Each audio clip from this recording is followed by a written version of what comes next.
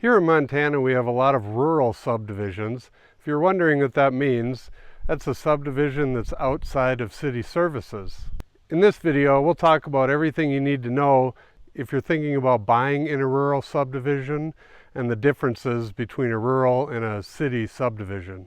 Also, make sure you stay tuned to the very end because we're going to show you a lot here that we recently listed that has one of the most beautiful views in Montana.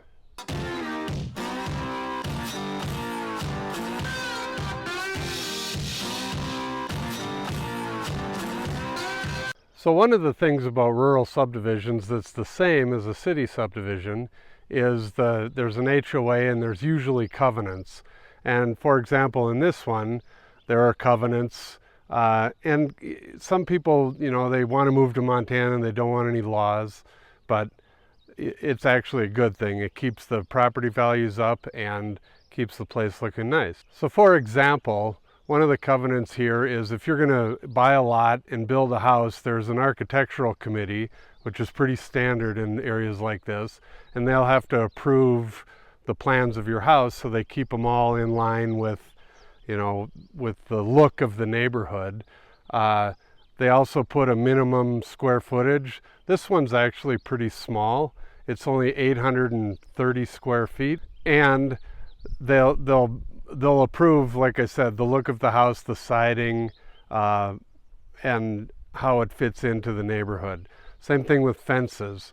Those will also have to be approved. And another thing, people want to live outside of town so they can have animals. Well, in this particular subdivision, you can have horses here, but you can only have one per 2 acres. And again, that's pretty standard on the size because they don't want, the lots to just get totally beat down with a whole bunch of horses all in one spot. As far as other pets, they allow normal pets like dogs, cats, your normal run-of-the-mill pets, but they don't want any like cattle or livestock like that out here. And again, that's pretty standard at most rural subdivisions. Back to the HOA, I talked about that earlier. There's usually a fee in all these different subdivisions. In this particular one, it's $300 a year, and that will cover the road maintenance, the common area, you saw the gate coming in, and the plowing of the snow in the winter.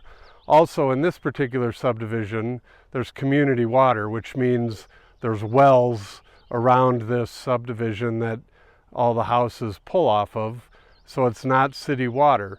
But if you're a little fearful of that, the laws in Montana require subdivisions like this or anything that's not tied into a city, you have to do just as many checks. I think it's 3 per year where a water specialist comes out and he does testing on all the wells just to make sure you're not drinking bad stuff.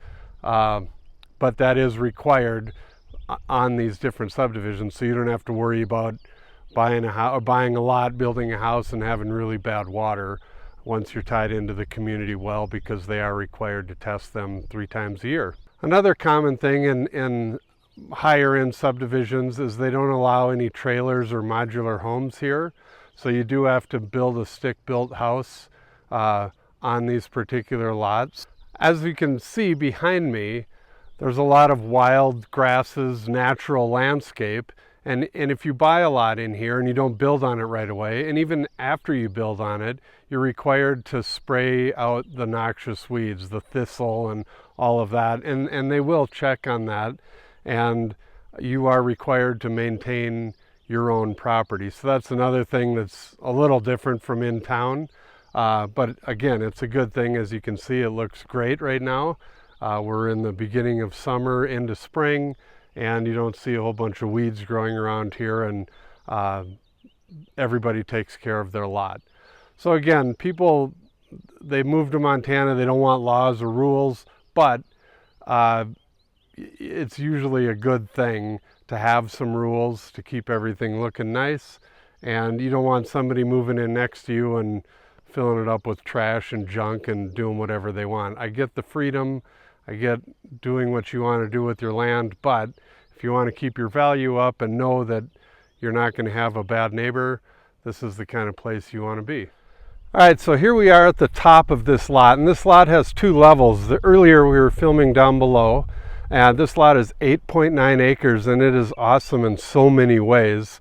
One being, if you look straight to my left, that you are now bordering 2.4 million acres.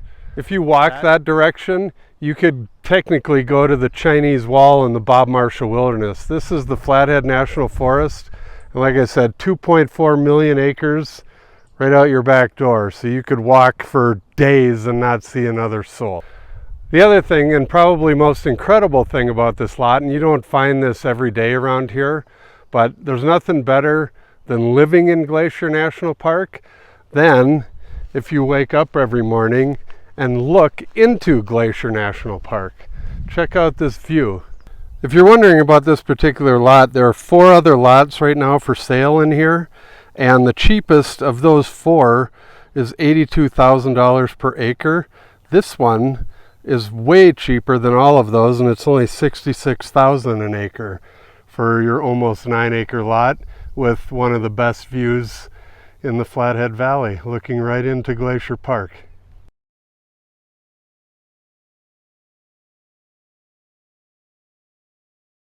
Thank you for watching our video. Please call, text, or email for more information, and don't forget to watch our other videos about Montana.